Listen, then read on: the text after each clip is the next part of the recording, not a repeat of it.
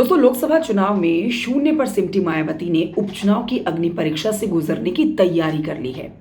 आमतौर पर उपचुनाव से दूरी बनाने वाली मायावती की पार्टी ने यूपी की आगामी 10 सीटों पर उपचुनाव लड़ने की घोषणा कर दी है। बहुजन समाज पार्टी के नेताओं के साथ बैठक में मायावती ने इसको लेकर निर्देश दिए हैं। देखिए, मायावती के उपचुनाव लड़ने की घोषणा को सियासी नफा नुकसान के तराजू पर अब तोला जा रहा है। किसको फायदा होगा, किसको नुकसान होगा उपचुनाव से, ये देखना बहुत जरूरी है। देखिए, मेरे इस वीडियो को अंत तक। जरूरी जानकारी उत्तर प्रदेश की राजनीति से मैं आप तक पहुंचा रही हूं। देखिए, एक तरफ मायावती की इस कवायद को बीएसपी को मजबूत करने के तौर पर देखा जा रहा है, तो वहीं दूसरी तरफ बहन जी अपनी इस रणनीति से सपा और बीजेपी के आधिपत्य को तोड़ने की कोशिश में जुटी है। देखिए, मायावती का ये दांव उन्हें फायदा पहुंचाने के साथ साथ किसे नुकसान पहुंचाएगा, इसकी चर्चा अब यूपी में हो रही है। पुराने आंकड़ों को देखते हैं आप, तो मायावती की पार्टी जो है वो 2019 से अब तक विधानसभा की 4 और लोकसभा की 1 सीट पर चुनाव लड़ चुकी है। इनमें से 3 बार बीजेपी को और 2 बार सपा को फायदा हुआ है। अब मायावती ने कब कब उतारे हैं अपने उम्मीदवार, ये आपके लिए बहुत जानना जरूरी हो जाता है, ये जानिए। देखिए, विपक्ष में रहते हुए मायावती ने 2019 में पहली बार उत्तर प्रदेश में उपचुनाव लड़ने की घोषणा की थी। जिन सीटों पर चुनाव लड़ा था उसमें अंबेडकर नगर के जलालपुर विधानसभा की सीट थी। ये सीट बीएसपी के ही रितेश पांडे के सांसद बनने की वजह से खाली हुई थी। सपा ने यहां से सुभाष राय को उतारा तो बीएसपी ने छाया वर्मा को टिकट दिया। अब चुनाव में सपा के सुभाष राय जीत जाते हैं। आपके लिए जानना जरूरी है कि इसी साल बाराबंकी के जैतपुर और मऊ के घोसी में हुए उपचुनाव में भी मायावती की पार्टी ने उम्मीदवार उतारे। 2019 के उपचुनाव में बीएसपी ने जैतपुर से अखिलेश अंबेडकर को और घोसी से अब्दुल कय्यूम को टिकट दिया। दोनों ही जगहों पर सपा मजबूत थी।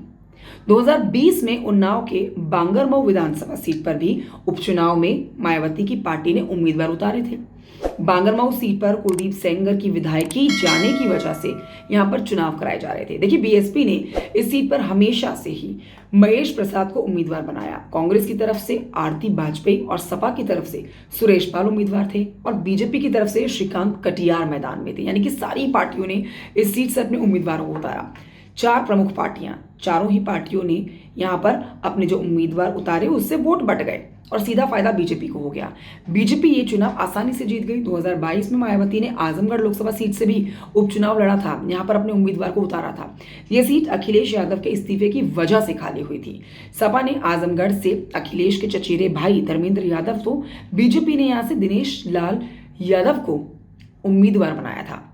मायावती ने यहां से अपने कद्दावर नेता शाह आलम गुड्डू जमाली को टिकट दे दिया था। जमाली की वजह से आजमगढ़ का चुनाव त्रिकोणीय हो गया था।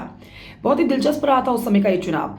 बीजेपी को जीत मिली थी। हालांकि इस चुनाव में बीजेपी के दिनेश लाल यादव निरुआ, जिनको 3,12,000 कुछ वोट मिले, सपा के धर्मेंद्र यादव को यहां से 3,47,000 कुछ वोट मिले और गुड्डू जमाली को 1,00,000 कुछ वोट मिले।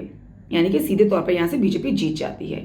हाथी के मैदान में ना होने से किसको फायदा हुआ है? देखिए, योगी राज में ना लोकसभा की 6 और विधानसभा की 25 सीटों पर उपचुनाव अब तक हो चुका है, जिसमें लोकसभा की 6 में से सिर्फ 1 सीट आजमगढ़ में मायावती ने उम्मीदवार उतारे थे। बाकी के 5 सीटों पर मायावती ने उम्मीदवार नहीं उतारे थे।